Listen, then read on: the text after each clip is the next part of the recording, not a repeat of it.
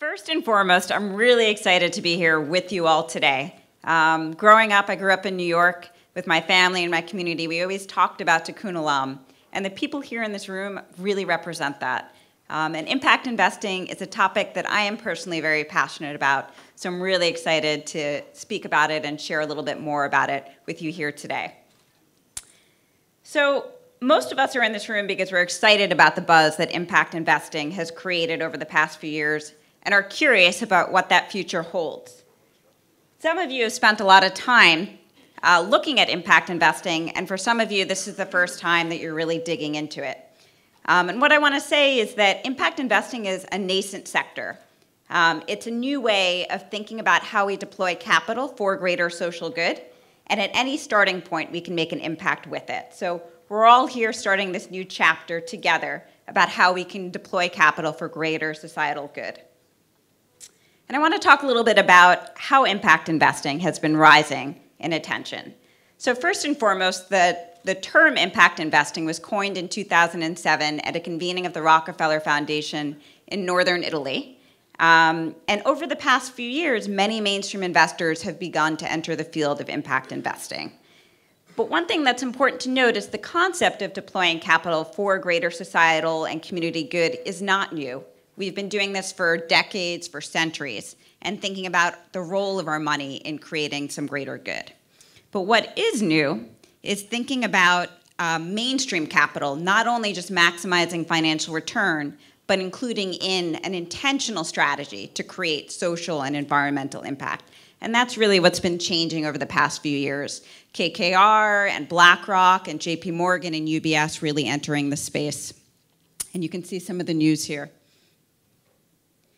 Part of that has to do with new strategies and new philosophies. Part of it has to do with the fact that,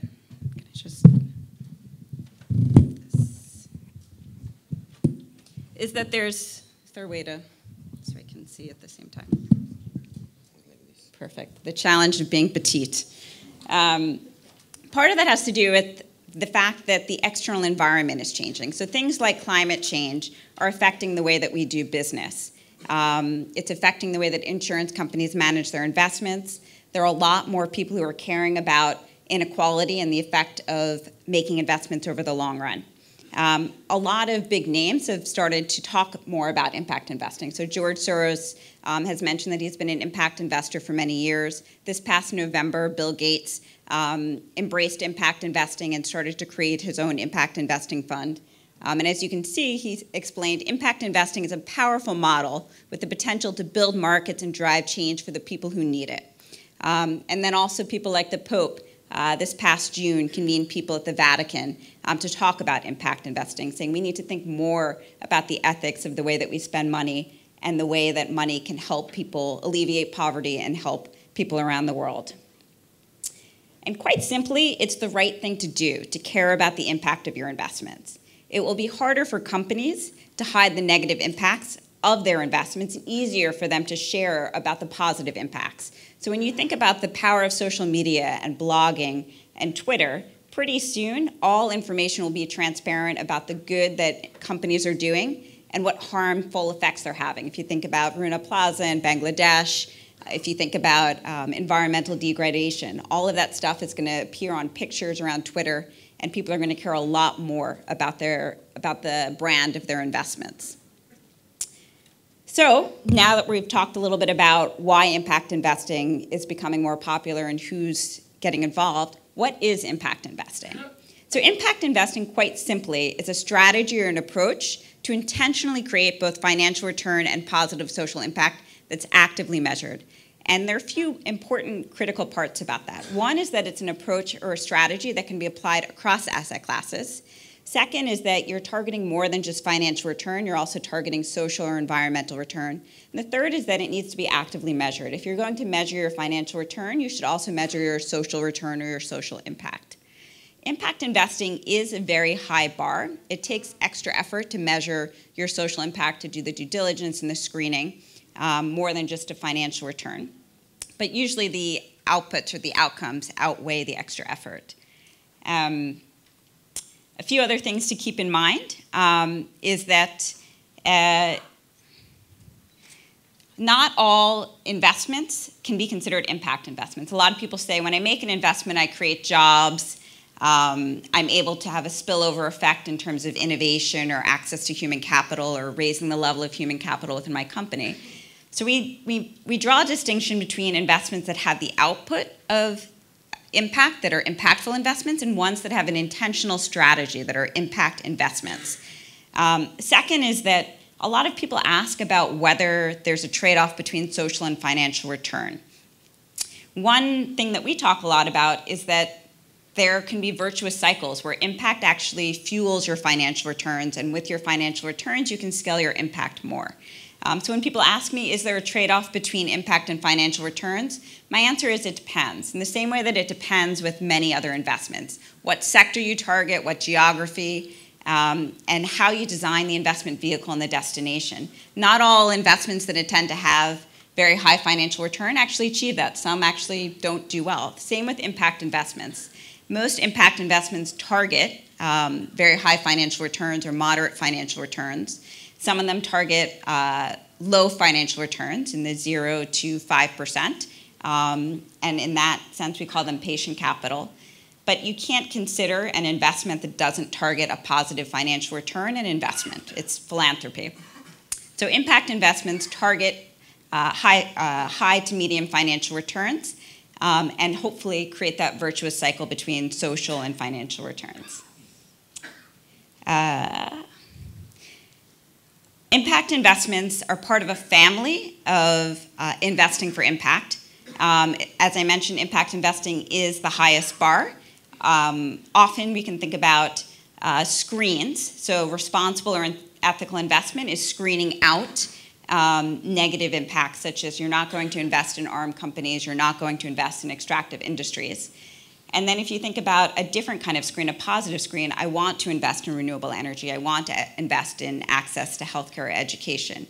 Impact investing is the inner circle of that, where you're actively targeting different forms of impact, you're actively measuring it, and it requires a lot more effort.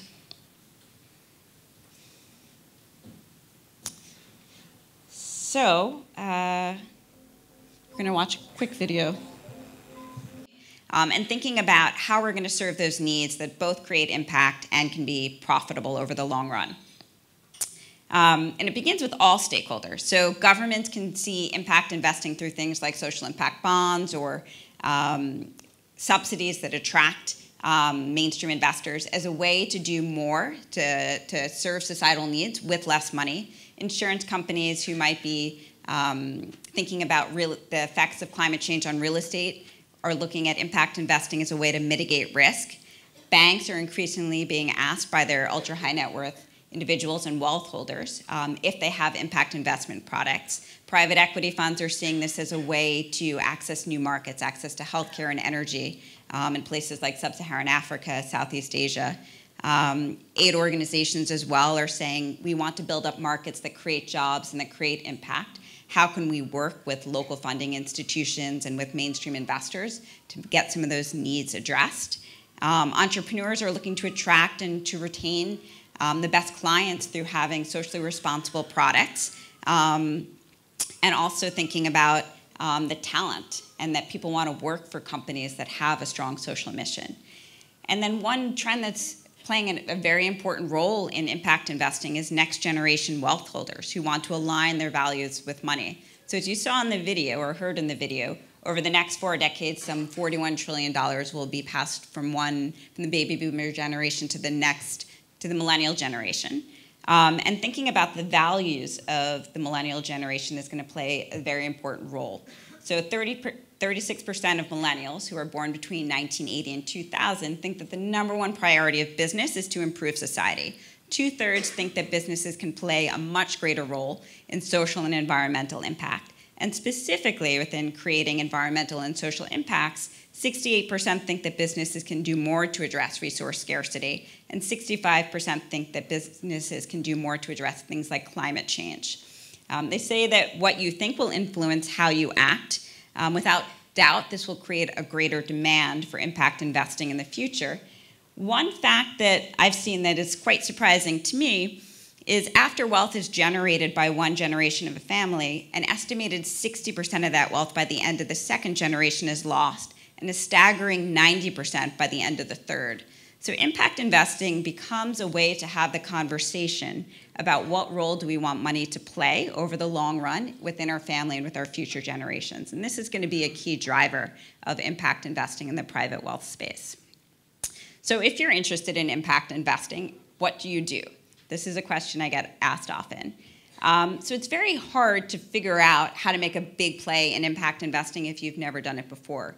So one strategy that Ron Cordes, who's a leader in the impact investing space and started investing his own money, is adopt the ready, fire, aim. So you get started, you dip your toes in the water, you see what works, and then you evaluate, and you say, what can we do better, what didn't work, and you start to tweak.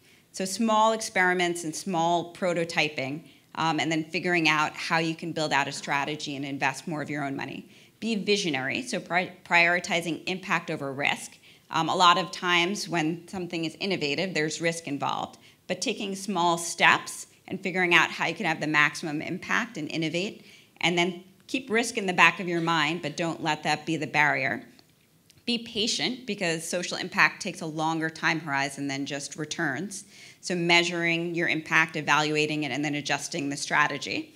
And then realizing that impact investing very much is a collaborative sector.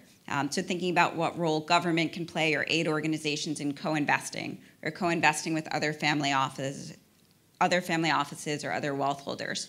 And coordinating amongst yourself, sharing information and thinking about how you can invest better and how you can achieve a greater impact. Very much impact investing is a new sector.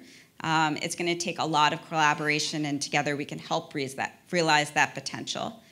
And if you want any more information, we've produced several reports over the past 2 years. They're all available for free on the World Economic Forum website. So Margins to Mainstream is a general assessment of the impact investing sector, the challenges, the opportunities for institutions, insurance companies, private equity funds, pension funds. Charting the course provides actionable and customizable roadmaps for any institution to figure out its own strategy. We came out with a primer for family offices and wealth holders that are thinking about getting involved in impact investing. So it's a 5-step process of how you begin to develop your vision and your investment principles and guidelines, and then start to make impact investments. And then we also curated a series of 24 articles from different practitioners in the impact investing space about how to do impact investing. And lastly, that's my email. If you have any questions, any way that I can be of help, feel free to reach out. So enjoy the day. I'm very much looking forward to the rest of the conversations, and thank you all.